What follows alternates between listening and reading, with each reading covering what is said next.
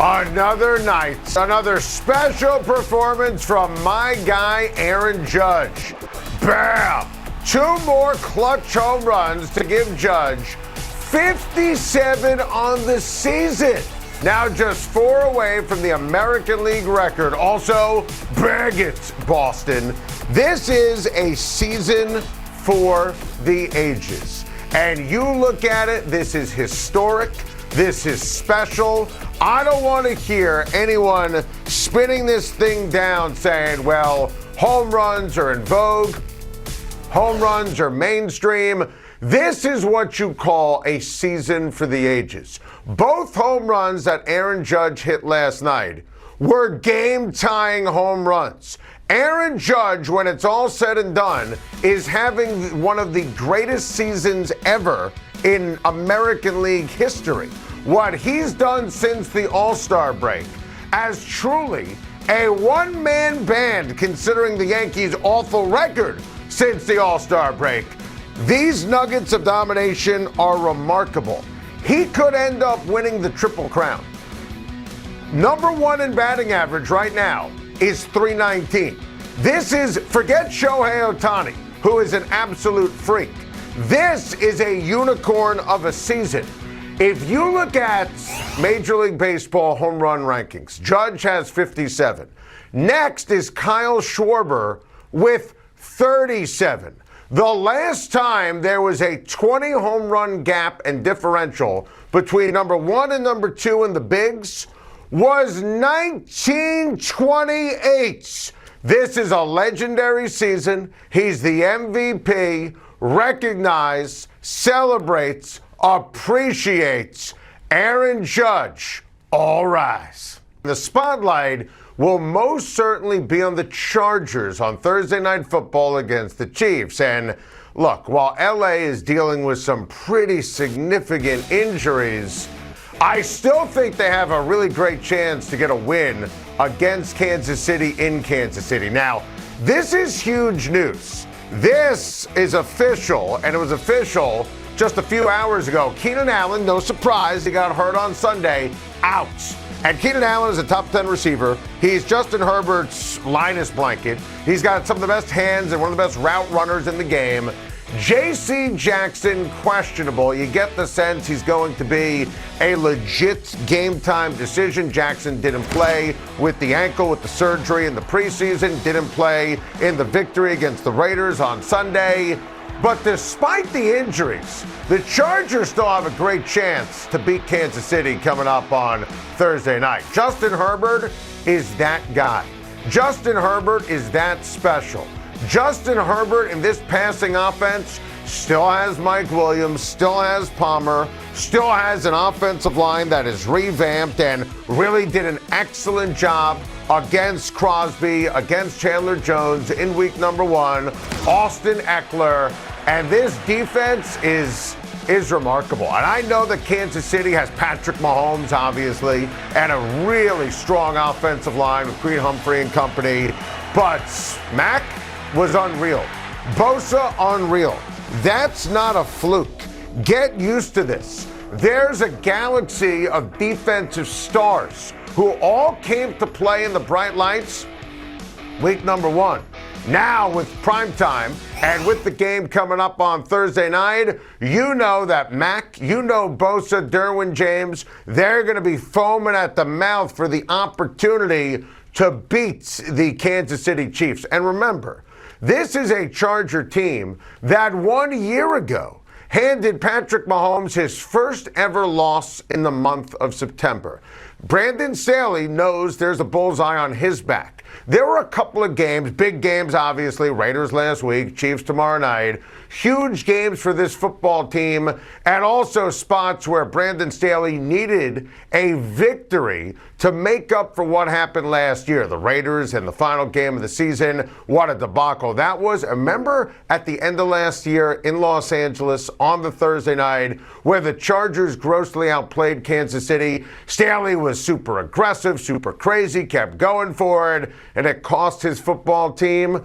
This is a huge spot for the Chargers. The Chargers, even without Keenan Allen, I still believe they have the roster, They have the stars. They have the quarterback to beat Patrick Mahomes and the Kansas City Chiefs. I'm all sorts of fired up for the Dolphins and the Ravens Sunday on CBS. A pair of 1-0 teams squaring off, and like Mike McDaniel said, it all starts with Lamar Jackson, who was great against the Jets, threw the ball incredibly well. But I'll tell you, this is a challenge here, and I think the Dolphins defense is up for it. I really think Lamar is special. Lamar is a freak. Lamar can obviously run and throw and has a big brain and is playing with a chip after not getting the contract. But listen, Miami's going to be up for the challenge on offense and on defense. Tua Tagovailoa had a tremendous first game, and he could play even better. Great debut for Tyreek Hill. Phenomenal job in terms of catching the ball, the yards after the catch. And if you key on Tyreek Hill, it means that Jalen Waddle's going to get going, and Mike McDaniel was super aggressive.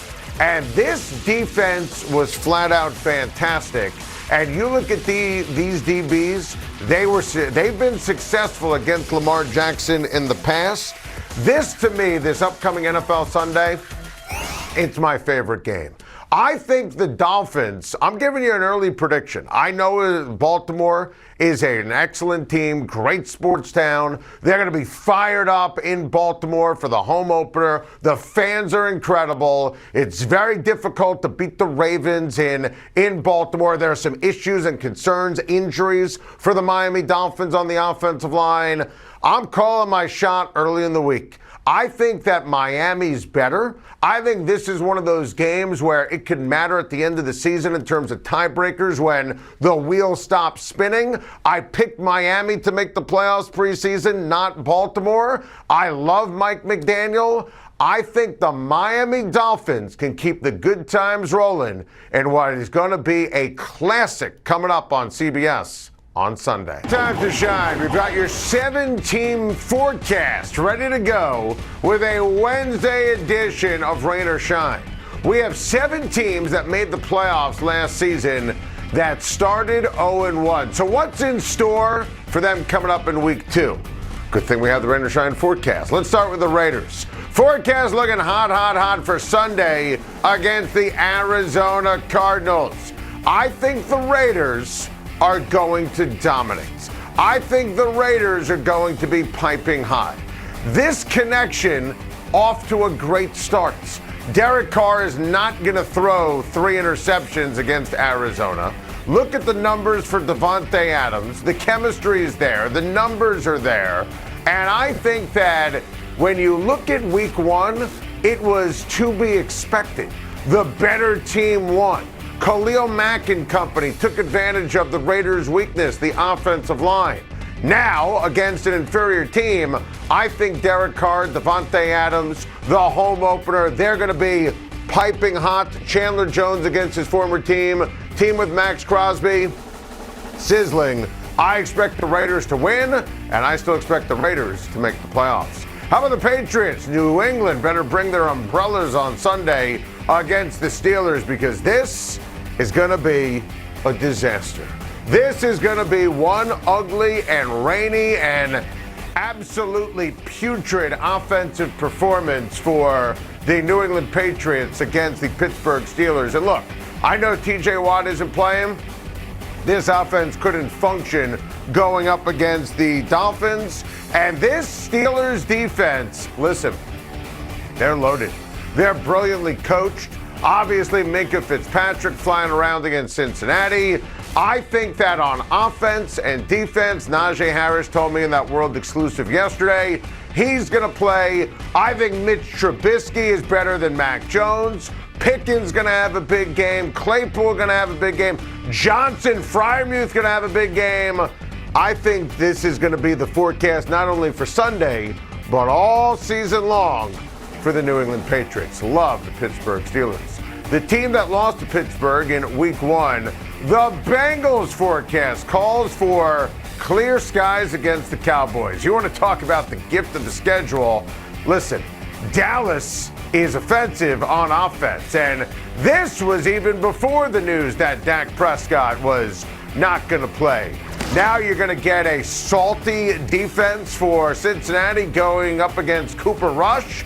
Yeah, I'm going to rush in saying that the Bengals are going to bounce back brilliantly and absolutely destroy the Dallas Cowboys coming up on Sunday on CBS. Staying in the AFC, looking like thunderstorms are in the Titans' future against the Buffalo Bills. And for the sake of fairness, this group of Tennessee Titans over the last few years, they've played well against Buffalo, but not this year. Not with Josh Allen as, to me, unequivocally, the absolute best quarterback in the NFL. And the Titans defense couldn't stop Daniel Jones. How the hell are they going to be able to stop Josh Allen and Stephon Diggs and Gabe Davis? And this, by the way, is the home opener for the Bills. If you talk to people in Buffalo, it's Wednesday. They're already tailgating. They're going to be eating hot wings before the game. Josh Allen, that stiff arm was majestic. He's going to absolutely explode. Ryan Tannehill going up against Von Miller in that defense. Oh, baby. Thunderstorms for Tennessee. To the NFC, the Rams should be in for a picture-perfect Sunday afternoon against the Falcons. Look, as bad as it was for the season opener against the aforementioned Buffalo Bills, the Rams get the gift of the schedule. The Falcons, they're toast. They don't have the talent. If Atlanta was ever going to win a game early, it was going to be against the New Orleans Saints, where they dominated a rival for the first three quarters.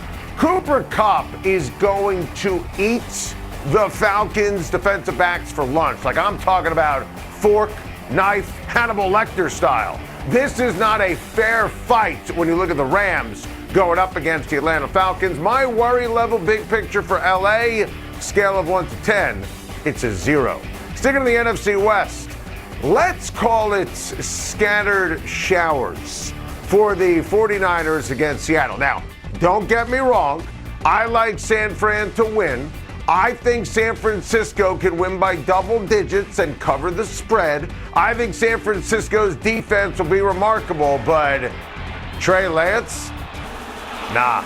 Look at this. See, that throw right there is not about the bad weather. This throw right there, that's not about, well, in the elements. I mean, those are horrendous decisions.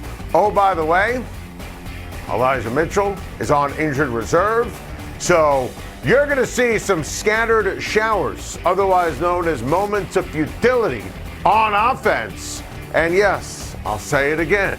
Some point San Francisco needs to think about winning and start thinking about making a run to the Super Bowl. That's the expectation this year, which means at some point they got to think better weather, play Jimmy G. And finally, it's going to be a scorcher for Aaron Rodgers and the Green Bay Packers against the Bears on Sunday night. Listen, my worry level for the Packers is 0. Aaron Rodgers, you want to talk about the perfect opponent? Yeah. What did he say last year against Chicago? I own you. I still own you. Last 8 years against Chicago, what a graphic. 40 touchdowns, 2 interceptions. I love the way he talked up his receivers, talking to our friend Pat McAfee yesterday. I think that Green Bay's defense is going to feast. They were humbled. They were humiliated by Justin Jefferson, by Kirk Cousins week 1. This is the perfect opponent. I can't stress enough how much I love the Green Bay Packers. Thank you for watching. Please like and subscribe, and don't forget to hit the bell for more videos.